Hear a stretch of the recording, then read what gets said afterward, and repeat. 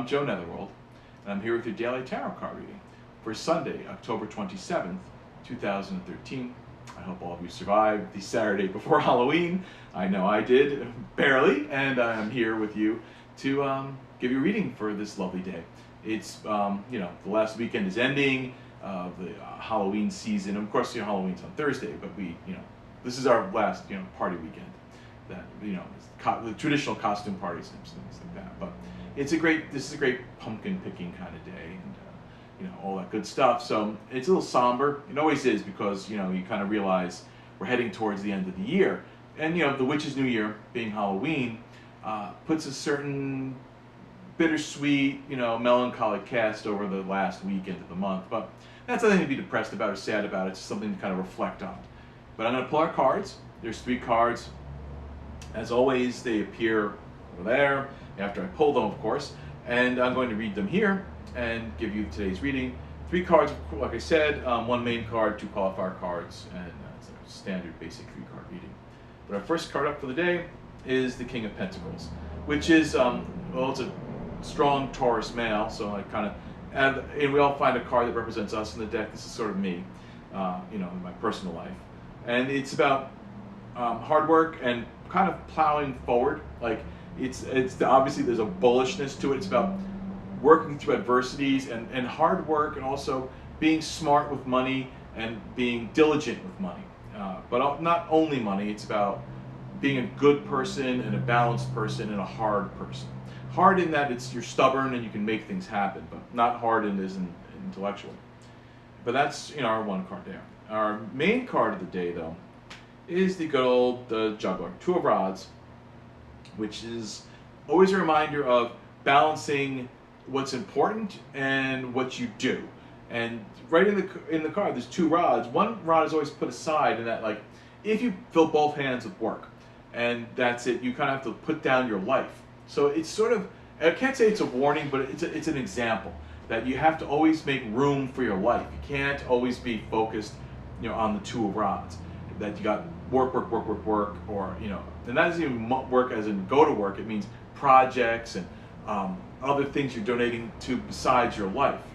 Now, and also though, what it does, and in this instance it's very relevant, is that the 2 of rods is you can switch out one focus or one job for another. You keep that, as long as you keep your life and your world and the entire other part of your life in one hand, you can kind of switch between jobs, switch between focuses, switch between hobbies. So that's great. And right here, but then, there's the Tower. So, that's never a good card. There's just, death can have good sides to it. There's calamities, but the Tower means things are breaking. Things are,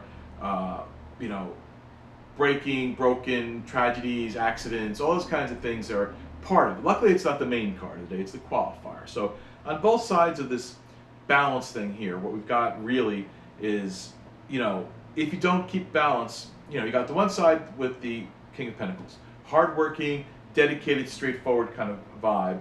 On the other side, you've got the Tower, and that's sort of, how you're balancing this in your mind. So what I'm seeing here as a lesson to be learned is don't live in a panic mode. The Tower represents, in this thing, that you've lived through tragedies, lived through things breaking, and you have a tendency, and this is what you have to fight today, a tendency to forego your life and really focus on your work more so than you need, because you're overprotective and over planning in case of disaster. And it's probably rightfully so. In some ways, you probably experienced some bad things, and then, it's come up. And probably because this is the Sunday after a party weekend and things, you sit down and you're being a little melancholy and reflective on your life and seeing what you've lost and what you've gained. But don't be overly manipulated by your own fears. The Tower here represents fear from experience. In other words, it's righteous. You've definitely been through some hardships and had some things broke, and you wish you at the time had more money or had more control of your life, but you've made it through. So, and you're always going to make it through. So take these 2 forces as yin and yang, that you are strong enough to make it and make things work for you. At the same time, you've been through some bad stuff, and you have to always learn from that bad stuff, but don't let that bad stuff What's a simple way to put that? Don't let the bad stuff cloud your visions that you only expect bad things to happen.